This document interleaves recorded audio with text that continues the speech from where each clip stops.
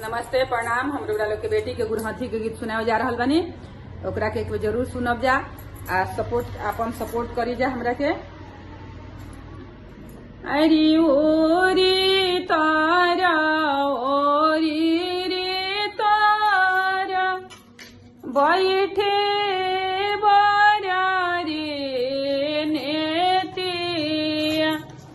अरे काढ़ना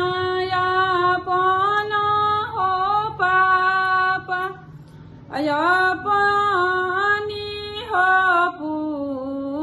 पुतरिया अरे काढ़ना अपन हो चाचा अपनी हो पुतरिया अरे जबले अपन हो पापा काढ़े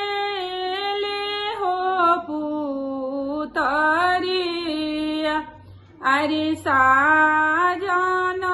लोगावा गिरेला मुरुरे छाइया अरे साजन लोगावा गिरेला मुरुरे छाइया अरे का तू सजन हो लोग गिरेला मुरुरे छाइया अरे हमारो कौन हो बेटी आँखी के रे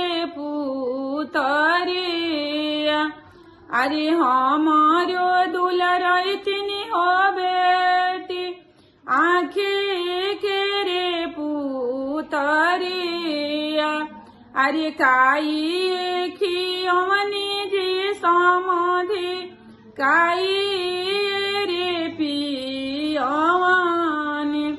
अरे कावाना कोठरिया ये समाधि राखिले ऐसन सुंदर धियावा अरे कावाना कोठरिया ये समाधि राखिले ऐसन सुंदर धियावा अरे दूधावे पियमनी समाधि खोउआ हो खियमनी अरे दूधावे पियमनी समाधि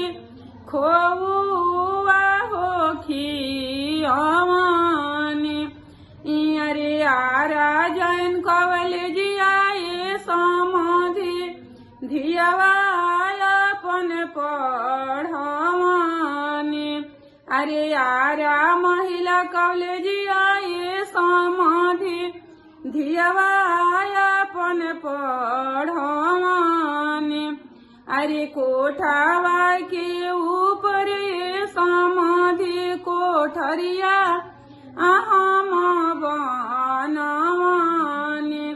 अरे ओही रे कोठरिया ये समाधि